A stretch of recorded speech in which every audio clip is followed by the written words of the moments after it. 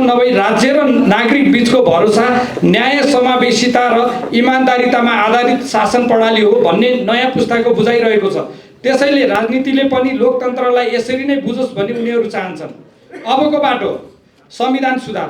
हालको अन्तरिम सरकार केवल चुनाव गराउने म्यान्डेट लिएर बसेको देखिन्छ, तर अहिले सामाजिक असन्तोष केवल चुनावले समाधान गर्न सक्दैन। त्यसैले तत्काल देहाय बमोजिम कामहरू गर्नुपर्ने देखिन्छ।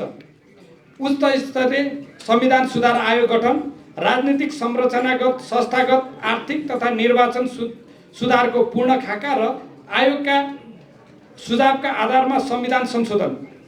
संविधान संशोधन बिना नयाँ पुस्ताको माग जस्तै शक्ति र स्रोत केन्द्रीकरण, भ्रष्टाचार नियन्त्रण, शासकीय सुधार र न्यायिक सुधार जस्ता संस्थागत सुधार हुन सक्दैन। सरकारको कार्यदेश विस्तार। बाँकी 3 महिनामा चुनाव सम्भव छैन। त्यसैले सरकारको कार्यकाल कम्तीमा 1 वर्ष थप्ने र 2083 मङ्सिरमा नयाँ निर्वाचनको स्पष्ट खाका तयार गरी सार्वजनिक गर्ने। साथै यो 1 वर्षलाई आन्दोलनका मुद्दा सम्बोधन, संविधान सुधार, सुशासन पुनर्स्थापनाका लागि प्रयोग गर्नुपर्ने देखिन्छ। सरकारले यो अवधिमा देहायका आधारभूत समस्याका समाधानमा ध्यान दिनुपर्दछ।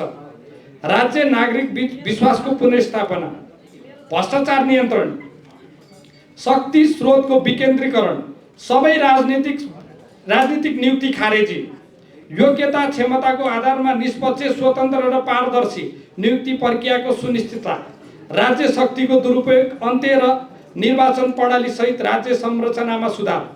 सरकारको पुनर्गठन। पहिलो विकल्प मन्त्री परिषदको पुनर्गठन। यदि सरकारले नै निर्वाचन गराउने इच्छा शक्ति देखायो भने पहिलो प्राथमिकता त्यसैलाई दिनुपर्छ। तर त्यसका लागि सरकारले प्रमुख दलहरूको विश्वास जित्न र उनीहरूसँग समेत औपचारिक साझेदारी गर्ने, आन्दोलनरत समूहलाई पनि सहभागी गराउने र संविधान बाहिर रहेर यो संविधानको विपक्षमा उभिएका समूहलाई समेत सहमतिमा लिनुपर्दछ। यसले मात्र यो सरकारको राजनीतिक बल प्राप्त गर्नेछ। अन्यथा यही अवस्थाको निरन्तरताले मुलुक थप अस्थिरतातर्फ धकेल्नेछ। दोस्रो विकल्प राष्ट्रिय सहमतिको सर्वपक्षीय अन्तरिम सरकार। यदि वर्तमान सरकारले सबै सरकारवालाहरूको विश्वास जित्न सकेन भने देशलाई अर्को अस्थिरताको चक्रबाट जोगाउन राष्ट्रिय सहमतिको सरकार बनाउनुको दोस्रो विकल्प देखिँदैन। त्यसै गर्दा प्रमुख दल, नयाँ पुस्ताका प्रतिनिधि, संविधान बाहिरका जनसमर्थनयुक्त समूह, आन्दोलनरत पक्ष सबैलाई समावेश गराएर नयाँ अन्तरिम सरकार गठन गर्नु उपयुक्त हुन्छ। यसरी बन्ने सरकारले नयाँ पुस्ताको ऊर्जा, पुरानोको अनुभव र सत्ता बाहिर रहेर आन्दोलन गरिरहेका भुइँ तहका मानिसहरूको प्रतिनिधित्व गर्न सक्नेछ र मुलुकलाई पुनः संविधानको दायरामा ल्याउन सकिनेछ। कार्यनीति। भ्रष्टाचार नियन्त्रण। भ्रष्टाचार अहिले सामान्य घुसभन्दा धेरै पर संस्थागत र राजनीतिक रूपमा व्याप्त छ। त्यसैले यसलाई सम्बोधन गर्न निम्न उपाय अपनाउन आवश्यक देखिन्छ। अख्तियारको दुरुपयोग, अनुसन्धान, संरचनागत पुनर्संरचना।